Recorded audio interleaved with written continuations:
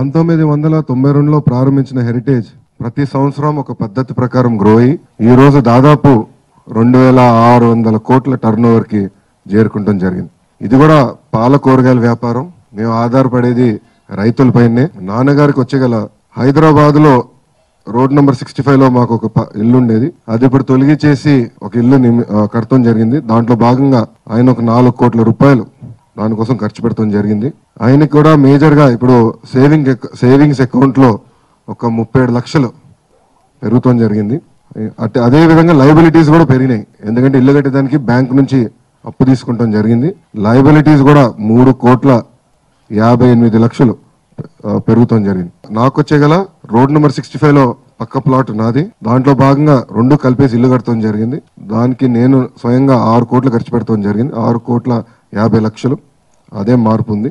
Liquid assets అంటే loans, advance, receivables లో ఒక 5.5 కోట్లు పెరుగుతాం జరిగింది. కానీ కరస్పాండింగ్ గా లోన్లు కూడా పెరిగినాయి. నాకు పోయిన సంవత్సరంతో పోల్చితే 3,58 లక్షలు లోన్లు కూడా హౌసింగ్ లోన్ పెరుగుతాం జరిగింది.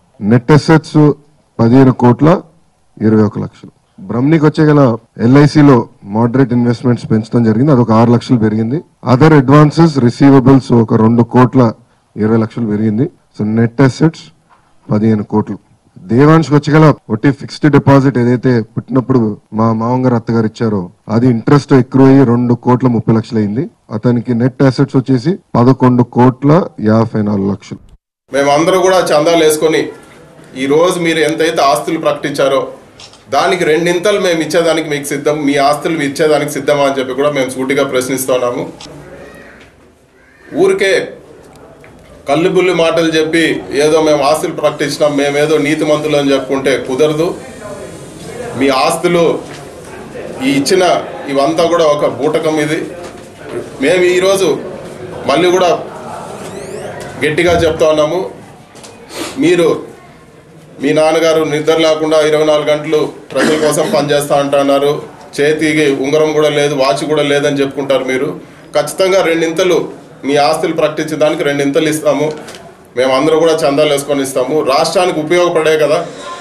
అదేవిధంగా మీరు హైదరాబాద్లో ఆస్తులు ఎందుకు, మీరు దయచేసి అదే డబ్బులు పెట్టి మీరు అమరావతిలో ఇల్లు నిర్మాణం చేసుకోండి. మీరు అందరినీ కూడా అమరావతికి వచ్చేయండి, అమరావతిలో ఇల్లులు కట్టుకోండి అని చెప్పి బలవంతంగా అధికారులందరినీ కూడా షిఫ్ట్ చేసినారు.